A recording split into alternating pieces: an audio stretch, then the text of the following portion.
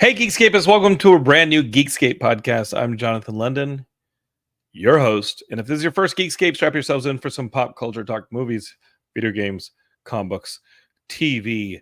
There's been a lot of stuff that's been worth the watch, worth the read, and worth the play recently. So my good friend Ben Wan and Diallo Jackson, both of those good friends, are on the podcast to talk about them. Ben's got a brand new comic book out. We're going to talk about how you can read it. It's called Alter Ego. He's going to be on the podcast to talk about that. And Diallo Jackson, he does the Galactica Actually podcast here on the Geekscape Network and is a comic book creator in his own right. And he's going to be joining us to talk some movies, video games, comic books, all that review stuff. That's why you're listening to the show. I want to say thank you for the response to the Jordan Morris episode. If you haven't heard it, hop back in the feed. Jordan was awesome. I loved having him join, and I thought he was hilarious, and his comic is a lot of fun. And thanks to Matt Kelly for joining us. Geekscape has been crazy busy. If you're in Los Angeles, Free Comic Book Day is coming up. Well, Free Comic Book Day is happening wherever you are. Check Free Comic Book Day. Just Google Free Comic Book Day. I think they have a dedicated website, but you can find a comic book shop near you, Saturday, May the 4th, be with you. On May the 4th, all the comic book stores that participate in Free Comic Book Day will have free comics for you. Sometimes they have cool events like cosplayers and signings. Check out your local comic book store, support your local comic book store. Go down there, pick up some free comics, maybe bring your kids, and maybe buy a couple comics for yourself to keep the comic book store light on. If you keep those lights on, I'm telling you, you won't regret it, says the guy who's addicted to comics. If you're here in LA, though, Golden Apple Comics is having me do a live Geekscape as part of their kind of podcast panel. My friend John Carl asked me to be a part of it, and I have the flyer here, and it starts at 11 and it runs through 4:45. It is a live podcast theater experience with a schedule of podcasts, again, running from 11 a.m. to 5 p.m. They're at Golden Apple here in Los Angeles as part of Free Comic Book Day. And Geekscape has the 1:15 slot. We're doing a live Geekscape.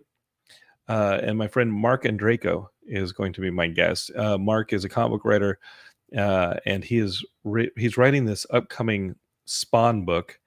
And I texted with him. I was like, dude, what is your book about? And he says, I don't know if this has to be solicited already, but he said, I have a new miniseries featuring Violator. That's a Spawn character throughout history. And that's for Todd McFarlane, and it starts in August. And we're going to be talking about it this weekend at Golden Apple for Free Comic Book Day. But that's cool. You guys who are like, I can't make it to LA. I can only subscribe to Geekscape. I live in Saskatchewan. I don't know where you guys live.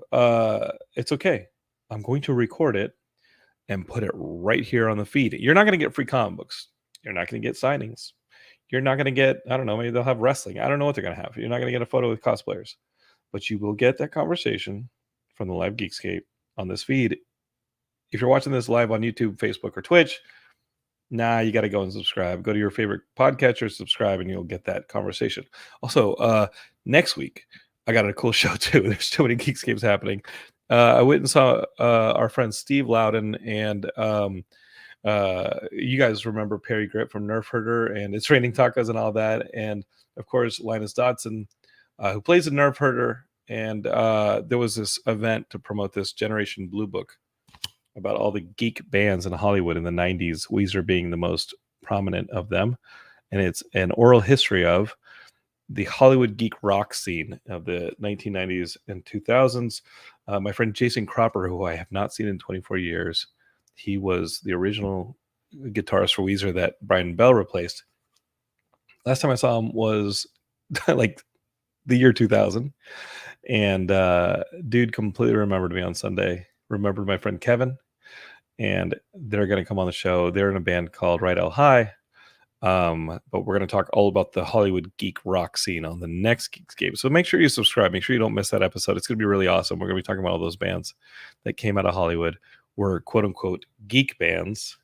Weezer's a pretty good example of them in that scene. I was a big fan of that scene, and still am, because bands like Ozzy and stuff like that performed the other night, and I was like, this music just makes me feel good because I'm a geek and this music's for me.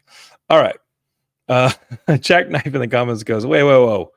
Why is Saskatchewan? I don't know. It just seemed remote. It seemed like you wouldn't be having a free comic book day there. Maybe you will. Guys, check Saskatchewan, see if they have a free comic book day.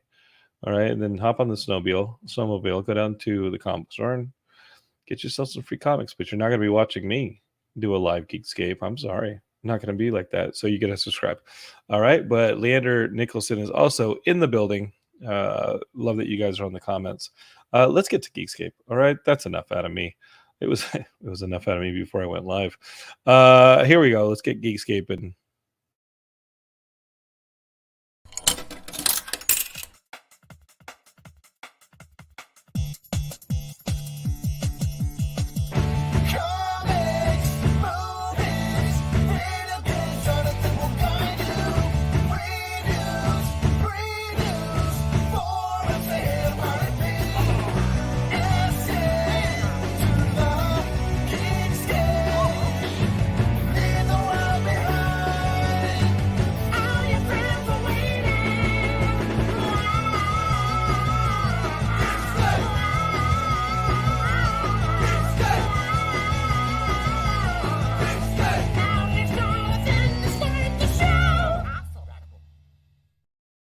all right, Geekscapists, welcome to a brand new Geekscape podcast.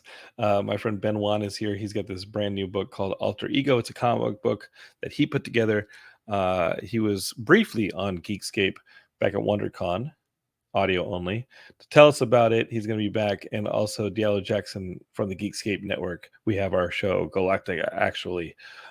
He's here to talk some news, reviews, what we've been playing as far as video games. We're going to be covering all the topics. If you want to be a part of it, jump into the comments on Facebook, Twitch, YouTube, or maybe you're dropping them resumes on LinkedIn. Whatever you're watching Geekscape through live, go ahead and be a part of the conversation. And of course, if you're listening on the podcast feed, I love you. You hear my voice? I love you, because I'm going to be bringing you a lot of cool stuff that the live video doesn't get, like that free comic book day live episode with Mark. Okay, here to teach me how to actually podcast again, we've got Ben Wan, Diallo Jackson, my squad. Hello. What's up? Ben, I think I got daddy brain, dude. Like, that was the most rambling intro. I was hitting topics like a freaking pinball machine. Bring. Let's talk about this. Let's talk about that. I mean, I'm just so excited to talk geek with you guys. And every week I am. Sometimes I just do a better job of reining in and focusing what I'm going to be talking about. It doesn't matter though. Matt Kelly the next day will be like, I liked it. What did you think of the show? It's nice to have somebody who's your fan, who's part of the show. Oh, if there's one thing that I look for in Matt, it's critical acumen, for sure. Somebody who spends the majority of his time watching VHS horror movies that nobody else knows about, with like rubber monsters like biting people and stuff like that, and like goo pouring on everybody. That nobody in their right mind would be watching as much as he does. No one in their right mind consumes that kind of stuff to the degree Matt Kelly does. So if there's one thing I look for in Matt, it's that critical acumen. It's like knowing that he's got that nice that edge over the competition when it comes to quality. Yes. Sounds like it. That's a nice little ramble. Please help me. Ben, how are you doing, man? How you been since WonderCon when we talked about your book Alter Ego? I've been doing great. We've launched the issue, and we've also launched a variant cover thanks to my friend Alex Ramsey, who's another podcaster. I think you met him briefly over at I love Alex. LA Alex, Comic-Con, yeah. every now and then Alex will throw a DM my way. Yeah. And I think Alex is great. Yeah. So he did. He loved one of the villains in it, and he did his own version of it for the cover. And I was like, all right, let's put it together. And then I put the variant cover together for him. So now there's two different versions, and of course it's kind of feels more official now because now there's a variant of it, and we've been talking about some other collaborations in the future. That's cool.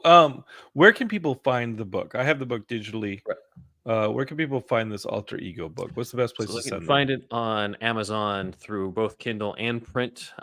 Kindle version still, of course, has the guided view. I programmed that myself on there. But if you want the printed version, that's also available there. And you can get both that and the variant cover. Now, talk about that guided view because it's been a while since I made digital comics. Mhm. But is a guided view something where like you can actually close up on some of the different captions or some of the Yep. different The different does that make panels. sense? Like you go to different panels and Yeah, it it kind of helps guides your be eye. able to read it. Yeah, whereas like, okay, first panel, next one you swipe, and then if there's like a particular way, because at one point there's like a panel where I have movement of a character, and so I just didn't want it to be like, okay, you just go to see the panel, all right, and that's it.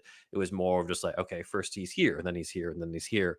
And with Kindle Create, you can just literally pick and choose which parts of the panel for you to do. But of course, it's very like time consuming, and you also have to do quality control on it and go through it over and over and over and over again on both like phone and tablet, both landscape view and portrait mode. And time consuming, but it's worth it because I'm like, this is how I would want this to be read on it, and I'd like to be in charge of how to read it as opposed to just someone randomly deciding for me. What's interesting and why I think it's great that you have Diallo here is Diallo had his comic Mhm. and then he turned it into how would you describe what you turned it into? Because it is a bit of a cartoon, it's a bit of a motion comic. It's a, you know, I was super impressed by what you did with the book. Can you talk about it, Diallo? Because it sounds like both you guys have indie published your comics, Mhm. and you're like, that's not good enough for me. I need control. I need to be in their minds. And instead of being like, "Oh, I'll just make a film," your guys like, "No, I need to teach you how to read a comic book." But yeah, I mean, does that make sense, guys? Like both of you have You're taken talking it about our that perspective. well, you've both taken it to that extra step of motion comics. Is that how you should describe yours, Diallo?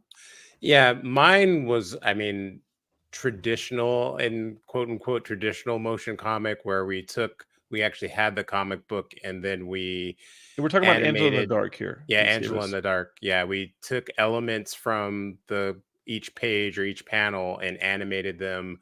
We had voice actors come in. We had music put on in the background, and then edited it into like a sort of basically like a short film. So it was sort of like an animated short.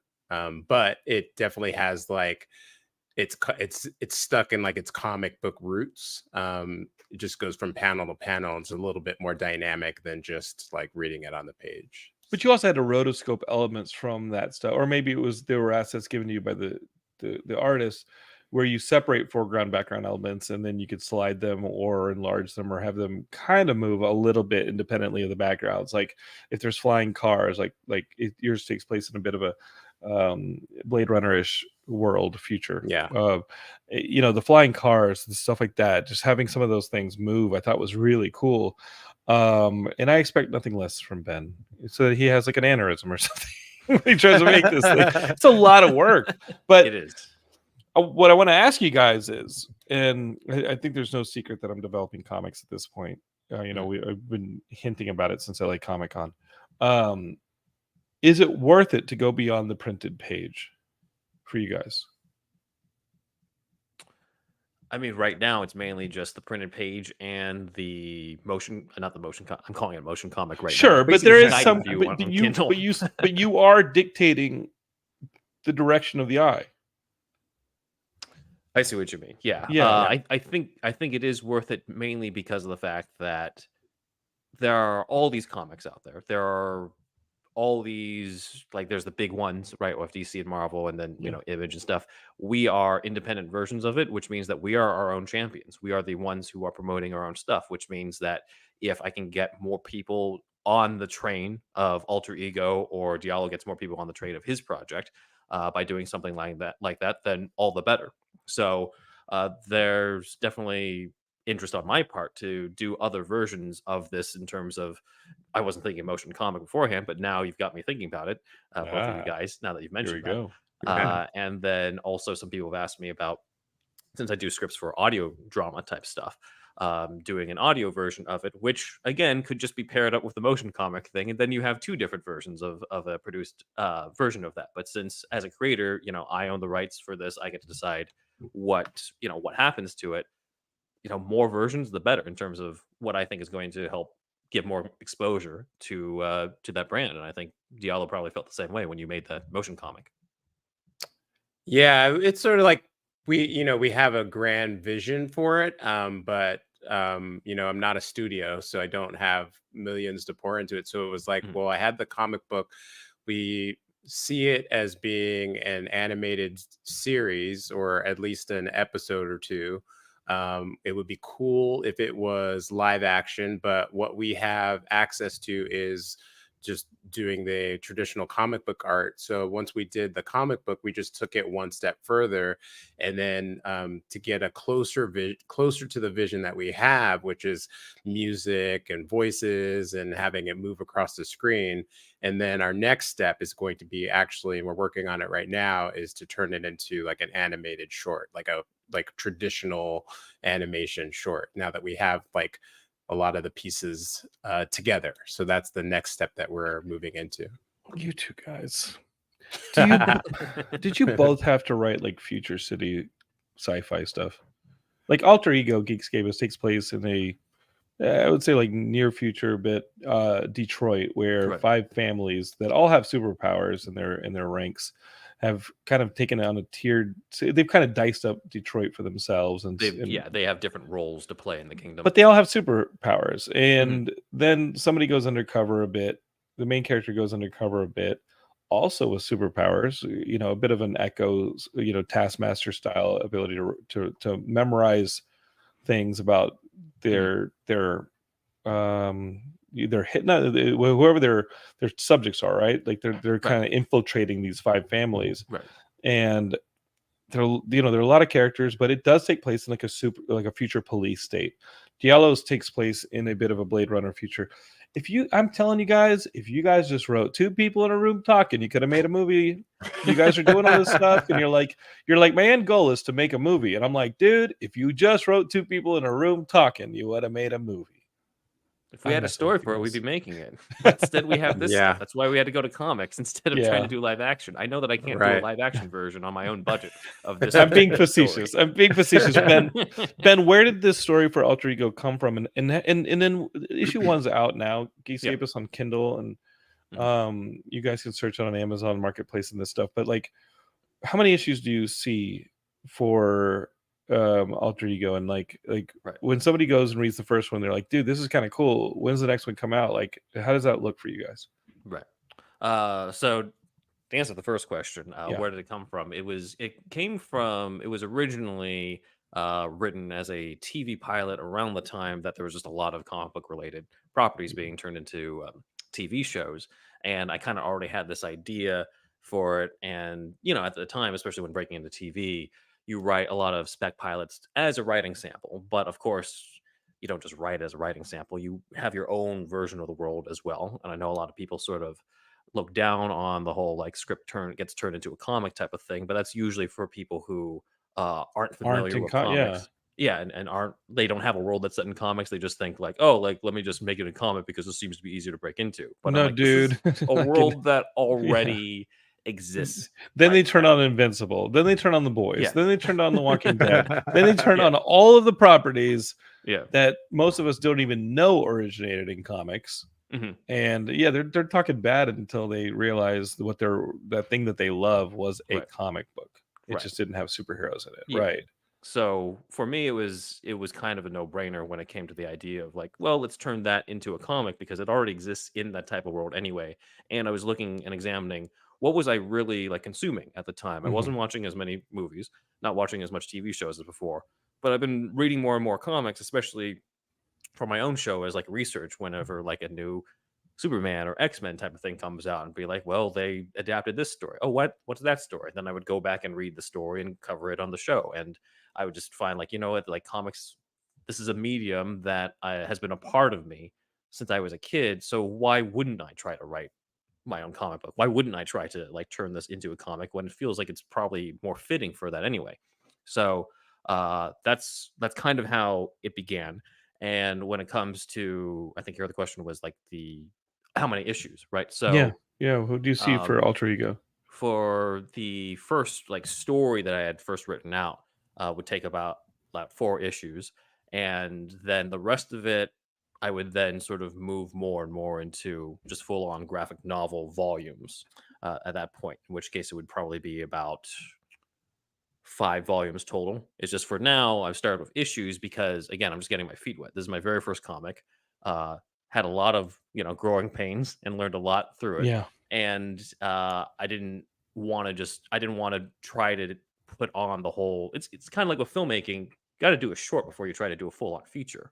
Yeah. So like, this is to me like this is my low budget short, and then as it goes further and further, I'll be able to expand more and I learn more and I grow with the story as it expands further and further. So that's kind of how I saw that. So it would be if issue 1 is telling a story that ends in issue 4, that would be like volume 1, and then I would just collect 4 other volumes total for it. So it'd be a 5 volume story total for the entire saga, I would see.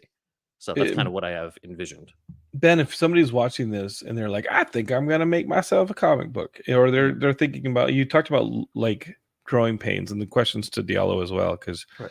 I don't know the origins of Angel in the Dark. I think it was a film, a script idea or a TV idea, and then you turned it into a comic, or was it originally No, a comic? it was What- originally a comic book idea. what for people who want to get into comic books, right? Maybe somebody's watching or listening to this and they're like, I have that great idea, but they're right. It'll be super expensive. It's not two people in a room talking. What were some of the growing pains that you guys did in developing your first comic, that indie short film Mhm. of like as a comic? Well, I mean, one of the things is the fact that you are in control, of course, of a lot more aspects than you would with a screenplay if you were just a screenwriter and then you sold the rights and other people took over. But at the same time, you are still collaborating with other people. So there's an aspect where, as much as I can describe in the script what this character looks like or what the framing I envisioned, it's never quite going to be exactly what I envisioned that's put to the page. And so you have to kind of make decisions. I felt in terms of like, okay, I got to pick my battles of what do I really want to hold on to? Like, am I going to Mhm. make my artist do this 200 different times just because the guy is 2 centimeters away from what I originally envisioned? Probably not. But Right. if It's it's one close. where No cigar. They hate you.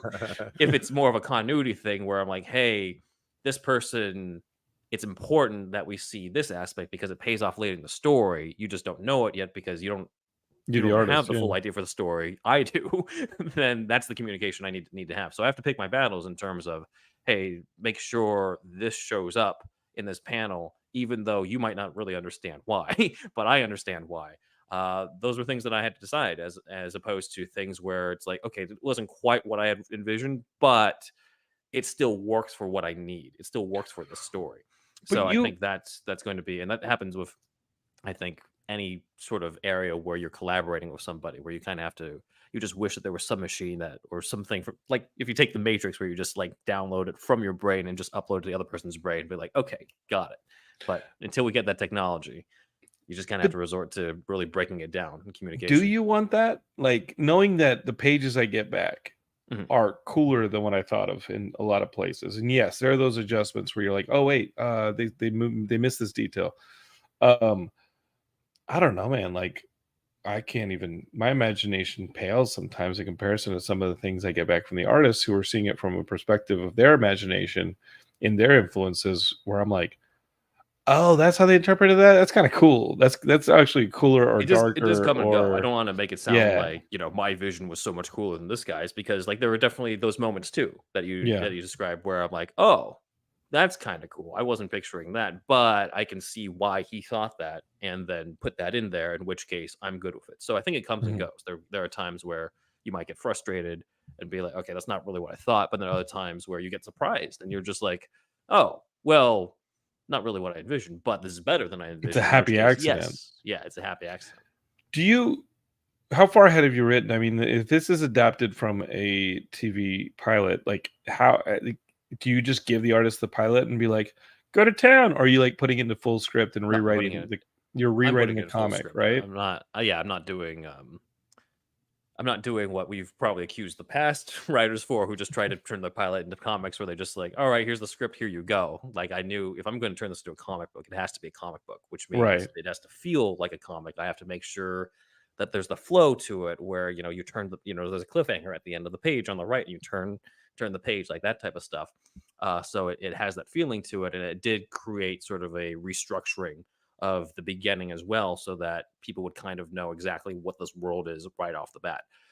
So that was one where I said, okay, let's write a comic book script. So I looked into all the different types of samples of comic book scripts, and sort of got to say, okay, this is almost like being a director as a writer on the page, where you have to really just detail every single panel and what it looks like, and you have to know your world inside and out, what the eye color is of somebody, what the hair color is of somebody, and be on the lookout to make sure that stuff is consistent.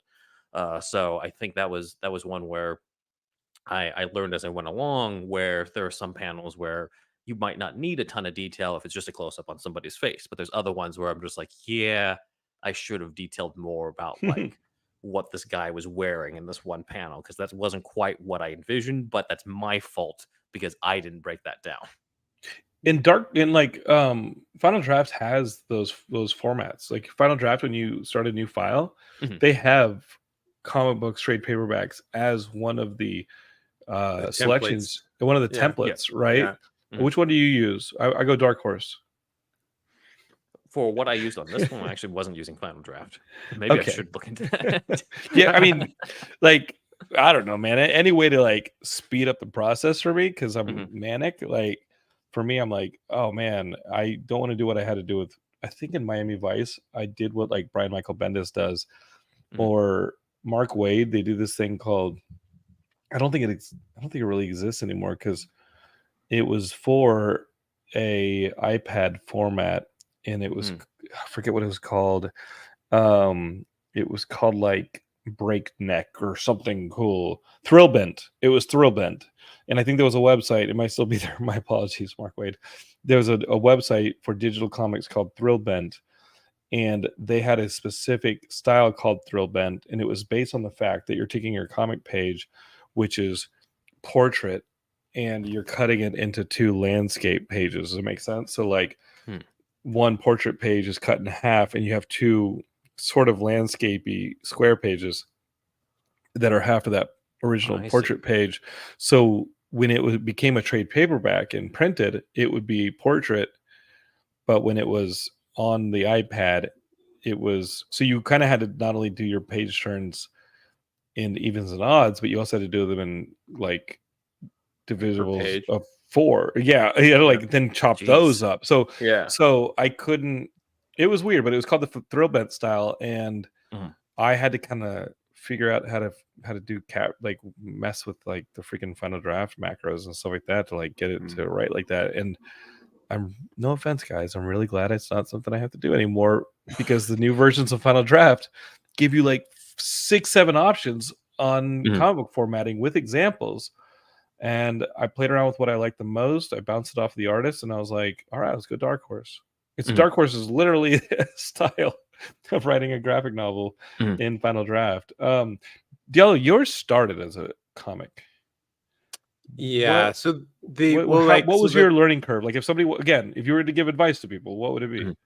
I did a comic book before that, and that was where I had my learning curve with working with the art form. And I grew up reading comic books. It's like almost exclusively what I read. But when you're actually making them, you have to think about like lots of different things. So the first comic I actually published, we did a few issues. It was called The Paranormals, and I actually had written it with some co-writers as a TV pilot, actually. And so we did transfer it into comic book script format, but one thing that I wasn't really aware of was like it was pretty heavy on dialogue, and I didn't cut a lot of that out. So that didn't really fit with a lot of the panels. Or the And readers? yeah, or the Dude, when I readers. turn Mhm. that page and I just see a Yeah. bunch of blah blah blah blah blah blah, blah, I'm like, this is still a visual medium, guys. Let's remember. Yeah. And I just didn't quite think about that or know that part. And I Diallo, were your co-writers at the time still part of the comic book process when you took the pilot that y'all had developed together and were like, in your idea maybe was to turn it into a comic? Were they along for that ride, or was that something that you were like, hey, just trust me, I'm going to do this? You know. Yeah, I kind of took it and ran. We worked on it together as the pilot, and then I just kind of I was doing more stuff with it than they were, and I just kind of ran with it and did the You don't first talk issue, to and then those I guys wrote the anymore? second issue on my own. So You guys had a falling out? not really. No, I'm Give us still the friends dirt, with. Diallo. I'm still Give us friends the with one dirt. of them. One of them. One of them. No, Singular. but it was like, and then working, the other thing was working with the artist. It's where I actually first worked with Russell, who's the artist and co-creator of Angela in the Dark. I realized how he interpreted my scripts. So then when we worked on Angela in the Dark, I kind of like what you were saying before. It's like I started to rely on how he interpreted um the images, because he is way better at it than I am. But I think it's like the Marvel that's how method. I Isn't see it the it. Marvel method? Isn't that what like Stanley in his collaborations like Jack Kirby and Steve Ditko Yeah. would call that the Marvel method, where he's Yeah. like plotting it. Ditko and Kirby go out and draw it visually, and then Stan comes in and starts adding captions and word balloons and stuff to be like, give it that Stan charm, Yeah. Yeah. I It was think like there's it always that was adjustment, right? Yeah, there was like a mix between the two. Like I had the script, but I left it loose because I like, if he felt like he wanted to just do like a page that he just really wanted to dive into, I'd rather, because it is a visual medium, so I'd rather him go with his strong suit, and then I will adjust. And so, but then, there's spots where there are a couple places where it's like I really need this to happen, so I would specify that, like, I need this four panels, I need these people looking back at each other, but for the rest of it I let it flow a little bit. I had little lines of dialogue here and there, and then after he was done, then I went back in and I like filled stuff out, took stuff out, and that kind of stuff. So that was the process that we had for the second book. For that the second book I did, Angela in the Dark. And yeah, it was just, yeah, it's the learning curve. It's just, you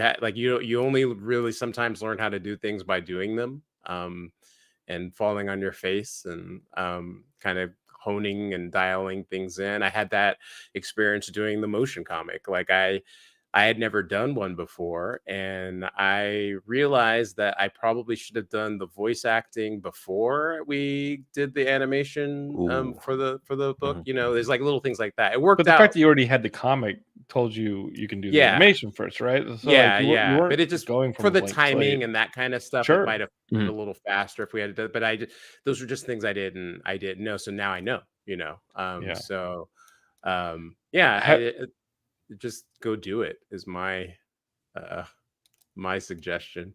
has the experience of making that first issue and the response to it, has that edge, and thinking about things like the voiceover has to come first when this ultimately becomes a motion comic, or with Ben thinking about how you're going to go and put it in like a digital medium, like the Kindle thing with Mhm. the magic With guided view. motion, guided Mhm. view, magic motion, and like has that educated how you write or adapt the rest of the series? Has that educated you, like how you approach the next issue or the next sequence?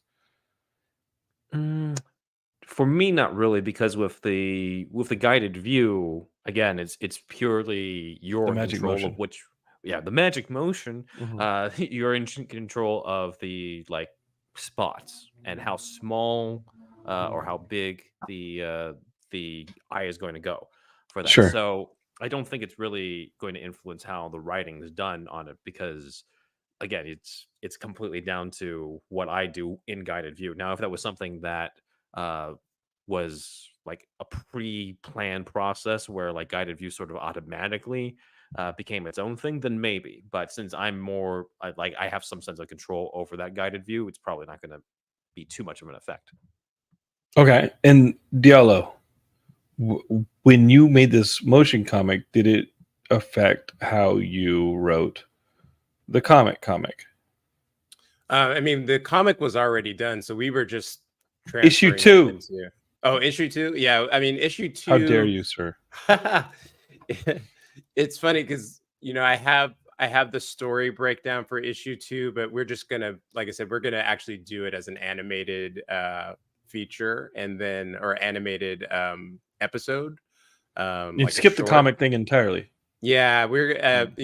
we've gone back and forth about it, and it's like we want to do it animated anyway, and I have like I can do one or the other, and I'm like might as well just go for the version that we want to do, and then in the meantime we can still have like a separate story that would do as like a graphic novel. So that's kind of the that would be more of like a feature film version of our story. So that's kind of where we're headed with it. And then when you're writing a graphic novel, there's like a different pacing and all that different stuff that goes into it rather than just like you know a 20 something page comic. Mhm. So Not with magic motion.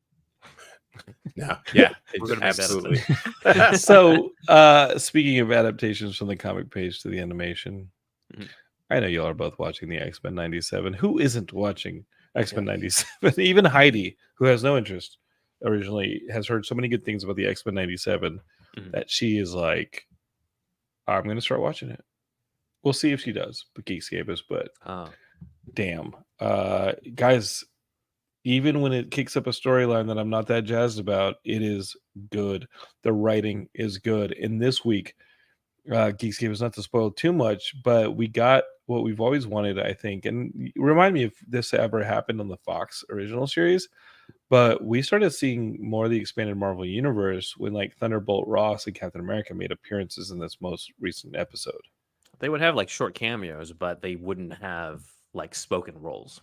It'd be like That one was shot crazy. of Captain America, but like Yeah, no, he actually has a role in this, or at least a scene. It was And I still a think in cameo. like the early episode, there was a shot of like Peter and maybe Gwen Stacy or something in the television or Spider-Man did some show up at some point, yeah. Spider-Man showed up and like, but guys, this is straight up scenes with an X-Man in the X-Men 97 with Thunderbolt Ross and then Captain America.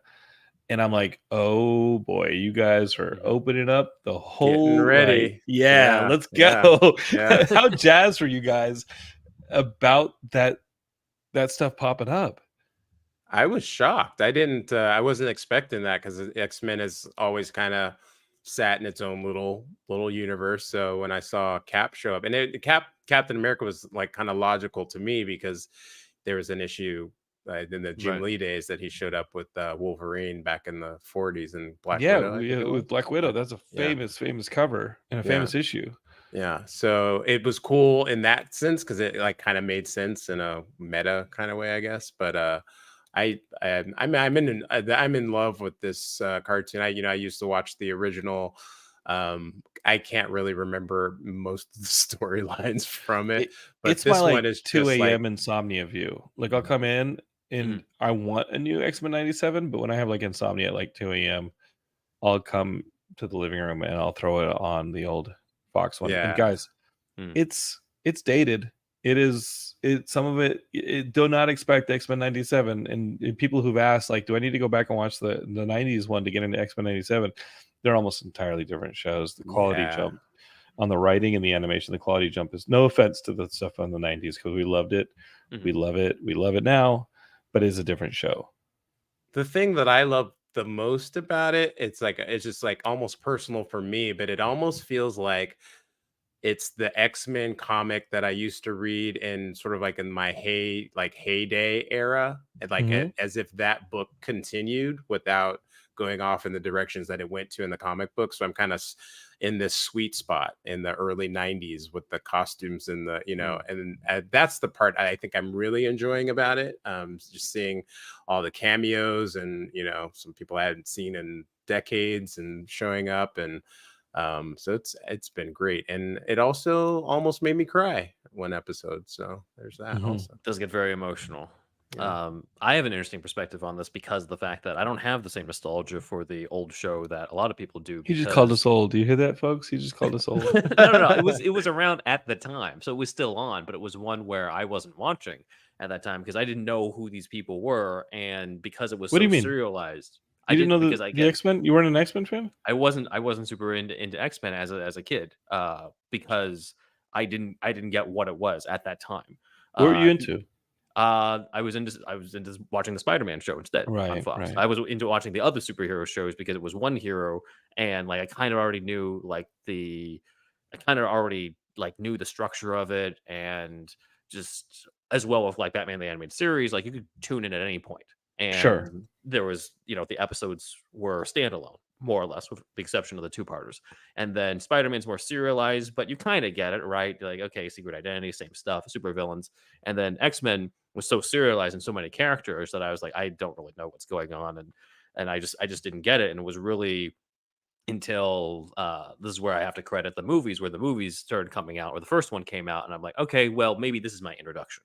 And then when I really loved the concept in the world, then it was going back and saying, okay, now I can start from the beginning and actually see what this is about. But it wasn't the same level of nostalgia for me as it is for Spider-Man the Animated Series or Batman the Animated Series growing up, because it wasn't one that I was watching. And also, as a kid, I wasn't necessarily somebody who was like into all superheroes. It was kind of just like I was just picking and choosing for a bit until I started to just fall in love with the medium and the superhero genre in general. So that was kind of before I decided that love was going to expand. So Yeah, as he's calling someone us old. He's who calling doesn't, us old. as someone He's calling us who old. I mean, as someone who doesn't hey. have the same nostalgia for that, I'm still very impressed by the new show. I think a What lot if of he's the like, bigger yo, swings are because when the bushwhack movie beats. came out, that first movie came out, I was a kid. What if he says that? I'll just drop him off the show. If he goes, I don't- yeah, I remember something's going to wrong the with theater. Was when the movie I came remember The when the movie connection came out and I is was cutting out. 4. I would just be like, bye. out. And First Class came out, and I was in freshman. No, It's like I was the literally in the first class, yeah. and my mom took me after my first day in first grade. I'd be like, bye, Ben. See ya. Old man talk over here. So, Thanks for yeah. keeping us young. But I've been dude. going back and watching. I haven't seen all the episodes of the '90s show, but I saw like a good 2.5 seasons of it before '97 started, and there was no way that I was going to try to finish all of it and then start '97. I was like, nah, I'm just going to jump over to '97 and see how it's like. And Oh, you it's totally been can. great. You totally can. That And too. and like, guys, Marvel is really writing a check. They got a cash for us about this quality, the quality of the writing, and the showrunner's clearly gone.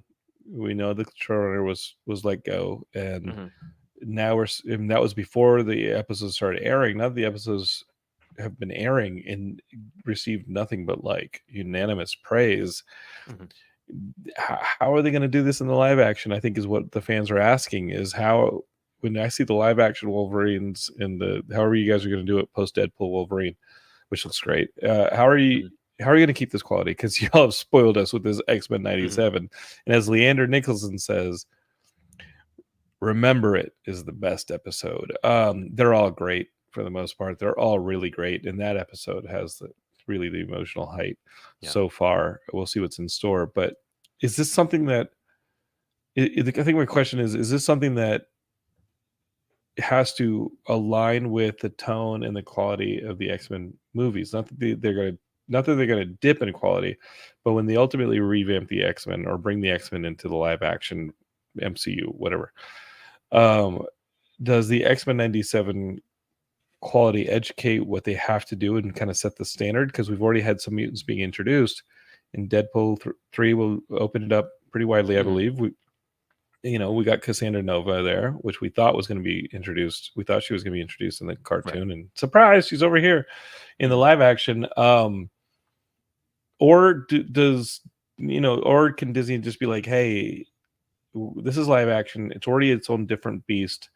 Let's tell a different tone, different language for the Merry Mutants on the big screen. I mean, Because that's a good X-Men can question. be different things. You know what I mean? Like we don't have to have the live action version of X-Men 97. They can be different things. Different writers, different artists have jammed on these characters since the 60s. Or do they see the love X-Men 97's getting and be like, hey, because supposedly they're hiring a writer soon for and I'm sure they've already been banding around the ideas of where this is going to lead the MCU. But did anybody anticipate this thing would get that critical reception and that much love? And does it kind of educate and push things in that direction for the live action? Will fans be disappointed if they do not get a live action version of X-Men 97? I think for me, it's like the cartoon. I mean, even the old cartoon, but like this is reaffirming it for me. Like I watched and enjoyed for the most part most of the live action X-Men movies, but there was always a part of me that kind of put up with them because I knew that they felt they were like compromises. I think By reality. Yeah. especially the first couple, because that was at a time when comic book movies weren't just like they weren't like they were very much Yeah. more missed than they were hit, right? So Yeah. those are the first few that were hits, but they compromised with like the costumes and a bunch Yeah. like the characters and stuff. And they were So educated by other movies, right? Like those costumes were educated by the Matrix for sure. yeah. Let's adapt the comics, but not really adapt the comics. Like that. And was fans ever freaked out adequate. in the Deadpool X-Men or the Deadpool Wolverine trailer when Wolverine finally didn't have sleeves. Yeah. You know?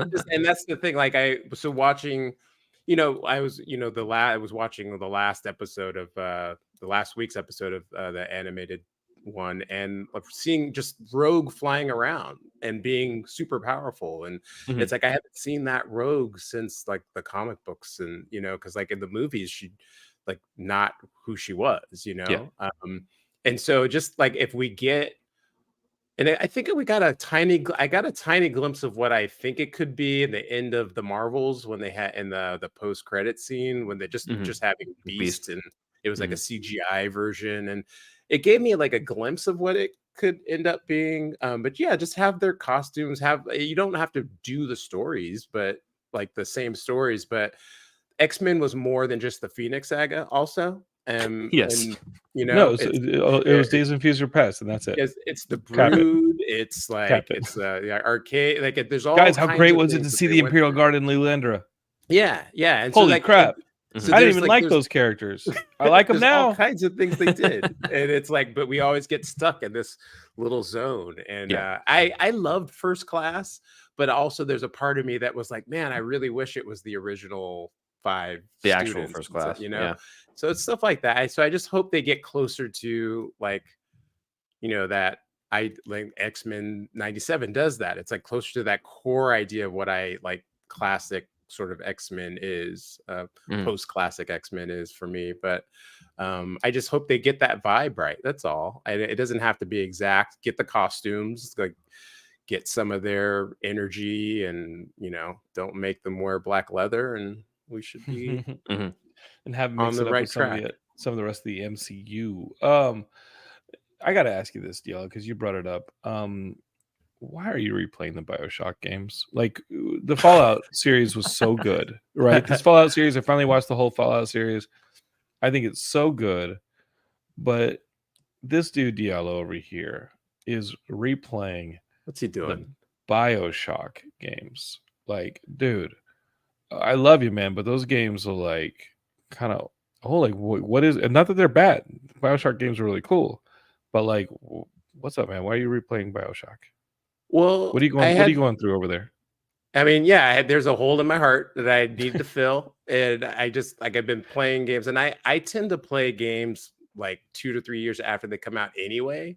Sure, but this is Yeah, 15 years. right. So I had gotten through a few of like few older games, like played Ghost of Tsushima and a couple other games, and I finished all How those. perfect is that? Yeah, it's so good. It was so Dude, good. I platinumed So that good. baby. Yeah.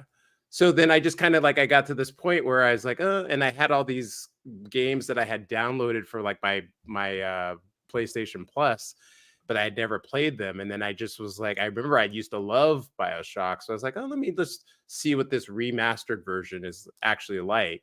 And I Sure. started playing it, and it just something clicked, and I just was so into it. And creeps me out just as much as it did. Get chills playing that game, hearing voices all over the place. You don't know where they are. The like vision, like the world is great, and it made me like I fell into this hole. I played BioShock 2. I just finished Infinite, and and part of me is like I know that they were talking about making a movie at some point years ago, Yeah, they but like were. I was playing this game, and I was like, why isn't this a movie now? Like this needs to be a movie. Be patient, all stat. right. I've been waiting 15 years. It's like, so Well, it's like, it needs to be done stat. It's like, It's so well. Sometimes I would just stand and look out into the buildings and the water in the distance and just check out the visuals. Like that's all I was doing for the Dylan, game. when's the last So. time you left your apartment? I went to the gym today, I'm messing with you. I know you're and that very was about active. it. That's the only time I leave. Who else am I going to be texting at 4 a.m.? The people on the East Coast, Matt Kelly. Sometimes my phone will, no, he hasn't done that in a while, where my phone just start ringing and it's like, dude, it is still 4 a.m. here. It's Hold on. what is being awake What is anyways? time? What is Yeah. it? I'm not. It's a construct. Guys, video games. There's this, speaking of like stuff you downloaded and haven't played, there was an indie game sale on like the Nintendo Marketplace, and I downloaded 2 games. One of them is called What the Golf. It's just a silly game that I wanted to find something that Heidi and I could play together. Pardon me. Heidi likes golf. She never plays it. She has golf clubs. She doesn't use them. That's not a criticism. They're her grandparents' golf clubs. She has a lot of like sentimental value for them. But as we're making space for a third human to join us in the abode, at these golf clubs. So I was like, all right, lady, you're playing golf. And this game, What the Golf, it's whack. Like you play this game with partners, and it's like, you guys remember Katamari Damacy, where like everything was really weird and you roll around trying to stick things together and get bigger and bigger, and you're like rolling like a giant ball in reality, and by the end of it you're rolling up like planets and things like that, but you started like in like a small, like you're rolling up paper clips. You guys remember that game? I missed that game. It's like that with golf. Katamari Damacy's awesome. So I got to play this What the Golf game, and when I swing, the putter stays in place, the golf club stays in place, in the like golf player goes flying, or I putt in the hole runs away, or the world moves, or like it's a game made by people who don't know anything by golf about golf, admittedly. So they made a game that I'm straight edge. But this is a game on drugs.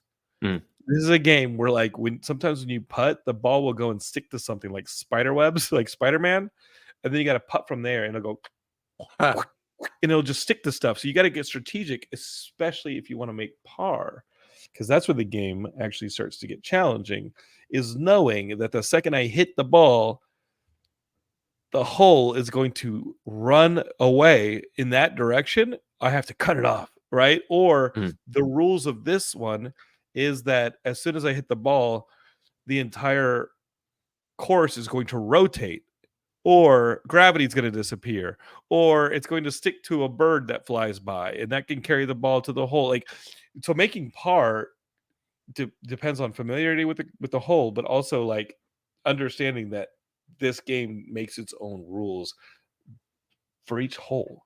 It's such a weird ass experience, and Heidi and I love playing it together because it's full of surprises and it's hilarious. So if you guys are like looking for something to just play with your friends, your kids, somebody who's not that into video games, that's a good one. The game I've been playing personally is another indie game called Spiritfarer, and it's a management game. Like management, but like in the same way that like Stardew Valley is. And if you like Stardew Valley, I actually recommended it to somebody who I saw loved Stardew Valley. I said, you should play Spiritfarer. And it opens and you're this girl and a cat. You have a cat, and y'all are on like Karen's boat in the underworld, right? And you see Karen like leaves, and it's like, it is now your job to take these spirits into the afterlife. And you are on this ocean, right? Like imagine the ocean from like Wind Waker or something.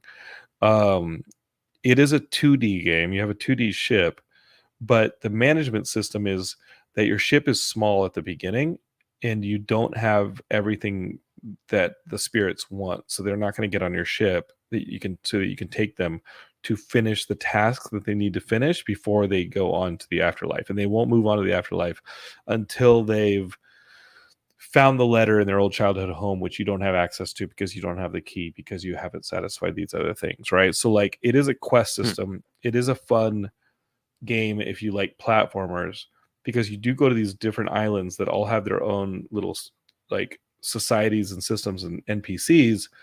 But as you traverse this ocean, you run into magical things like and you do have to almost do some farming, but you're farming in the ocean. So sometimes you'll go and you'll find a bunch of like crates floating in the ocean that you have to smash and get all the resources so you can grow plants on your boat so that you can make dinner for people. And certain spirits only want to eat certain things, like some are vegetarians, some only like certain things. Nobody likes the same meal twice.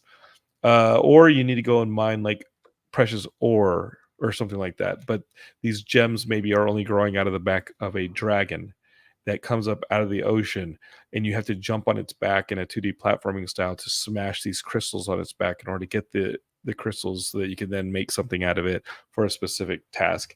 So if you guys like farm type games like Stardew Valley, I keep going back to that, but you also like 2D platforming games and management games where there's day and night, that affects when you can do certain tasks. You do a little bit of fishing, you do a little bit of cooking, you do a little bit of checking up on people, but you do a ton of questing. This is a pretty sweet game. It's really cute. It's really romantic. I think the artwork is really like, it's a cute game. It's a sweet game. And I think I've started to like buy games knowing that I have a daughter coming that I'm okay having on the big screen. Like I'm not going to go revisit the Oh, I BioShock see what you games mean. with a baby, Mhm. right? But like You I know could, I but know I'm There's going to be little like girls in it, I know yeah. I'm going to be on a couch, a little girl, dead little girl. I know I'm going to be on a couch. I'm going to the Dead Space games are calling to me. I'm going to be on a couch like kind of stuck reading, writing, kind of parenting, and I'm like, all right, like I think games like What the Golf and Spiritfarer are kind of what I'm gravitating towards, and that's kind of where that recommendation comes from. And I don't have a kid yet, but I'm totally like into these games. They're fun, and they're something you can pick up and put down in less than 5 minutes if that's all the time you have to play a game, right? Do you even have time to play games anymore, Ben Juan, with your new I found don't. life as a publisher? No, I don't. I haven't really. I've never been a huge gamer myself, so I We're gonna don't think get I'm going to be taking it on anytime soon with all this other stuff that I'm working on. we got you into the X-Men. We're gonna get you into this. Probably, yeah. Yeah, but I mean, what else has been Next going up. on? You actually were talking about a show that comes back in May, not Doctor Who, but My Adventures with Superman. This is the one Yeah. where like Lois Lane's a major character as well. Lois Lane and Jimmy Olsen. Yeah, This show came out of nowhere, in my opinion, feels like it. and Yeah. people really like it. You know about this show too, Diallo? I think this is on Max. Yeah, I actually wrote a spec script for it back when I first heard that they were going to damn. be doing it. Mhm. But yeah, it's and I'm glad it's doing really well. Superman is a character that I feel like, especially as the world has gone more cynical, has like people haven't really appreciated the character as much. But I'm glad that this particular version is resonated with people. I haven't actually seen it yet, so I'm gonna get started though soon. That spec is probably totally off base. Then It's probably off terrible. base. It's really terrible. Ben, can you as I look for more things to watch with my insomnia, Mhm. specifically cartoons to watch, maybe with my kid. Right. What is up with this? My Adventures as Superman? Educate me and educate Diallo, who can't be troubled to watch it. Even though he wrote a spec on it. He wrote it. Yeah, So so My he wrote the Adventures with entire show Superman- Bible. That's probably Yeah. why I didn't. That's why I haven't started to watch it. I was like, oh, it's probably not as. This is good Probably enough not for gonna me. match You know up, what? yeah. Forget them. This is my Adventures with Superman. It's I good do like enough for me. Superman and Lois though. That's great. Yeah. Superman and anyways, Lois is good too. yeah. Yeah. My Adventures with Superman is more about. It is obviously about Superman, but it's more about Clark, Lois, and Jimmy. And I think it brings about the aspect of Superman that's been missing through a lot, which is the fact that people have kind of forgotten about the human aspect of Superman for a while, Yeah, like he's the an Clark Kent alien. I'm aspect. kidding. It's been all about like, oh, he can punch planets and explode all this type of stuff, and he can breathe in outer space, and it's like, So could okay. Diallo. Yeah. But like Sometime. at the core of it, it was always the guy who could do that, but still went to the 9 to 5 and had a crush on his coworker, and there was some element that you could relate to. So it's like So does Diallo. Clark Kent was the way in. Clark Kent's the human I don't have a element, job. to actually for people to attach to. It's not really about Superman. It's got so real. So it's one where they emphasize the human aspect as well as do it through his relationships with Lois and Jimmy, and do some cool twists with those two characters. Because naturally, if it's about the three of them, the whole secret identity thing might not really last for very long. So I think And it any hasn't been revealed fresher in the stuff. show so far. He's still doing the dance with the secret identity in this I particular mean, if you show. want me to spoil it, No, I mean no, but when we start the show, is when we it a start the show, nascent? he meets them. Okay? So it's He a meets them. nascent So yeah, Clark it Kent starts. in Yeah, it really just Metropolis. starts out with the beginning of his career, but their relationships grow as well as Clark grows as Superman. And then they twist a lot of the villains. They have some Oh, really interesting cool. twists on the villains. Their version of Parasite is like a mix of because he's not Rudy Jones, he's Dr. Ivo.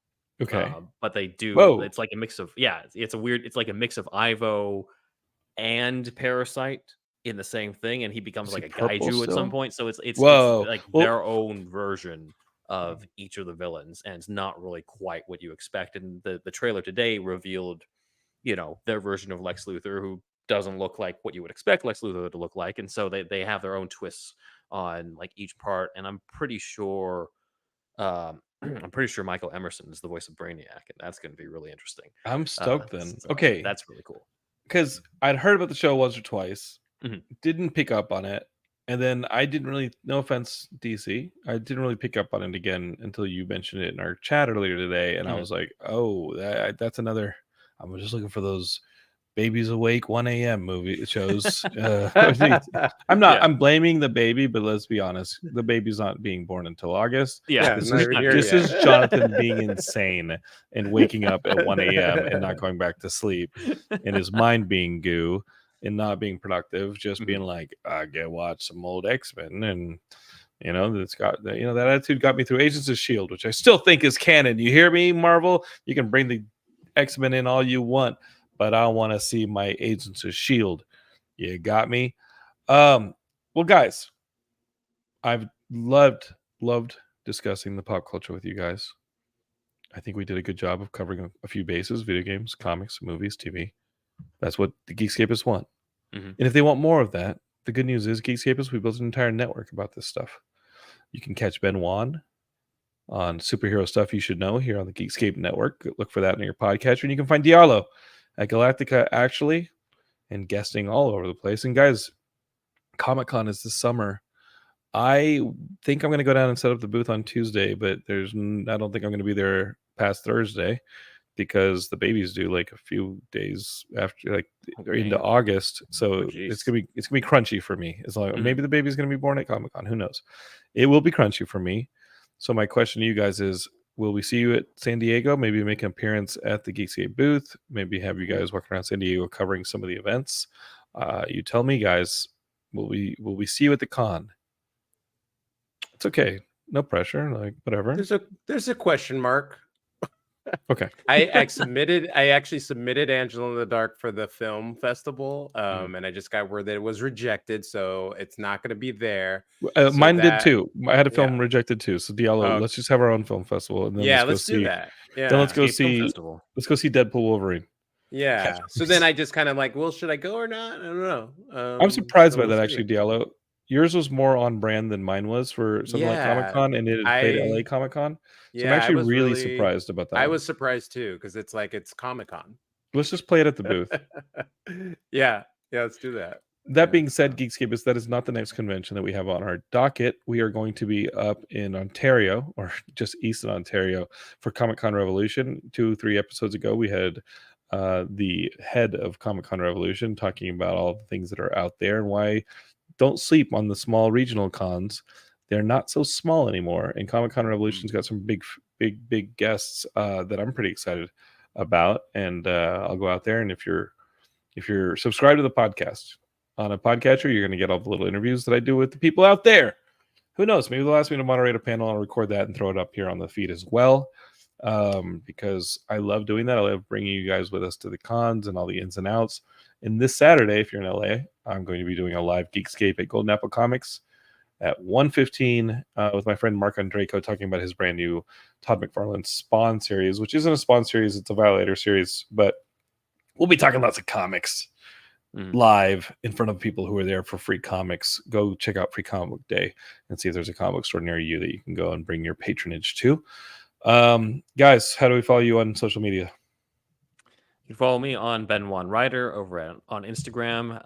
My website is ben1writer.com. And for my podcast, it's Superhero Stuff Pod on Instagram. Diallo, speak. You can find me at the Armageddon on Instagram, the Armageddon on TikTok, even though it'll rot your brain, and also Galactica actually on Instagram, and Angela and the Dark as well on Instagram.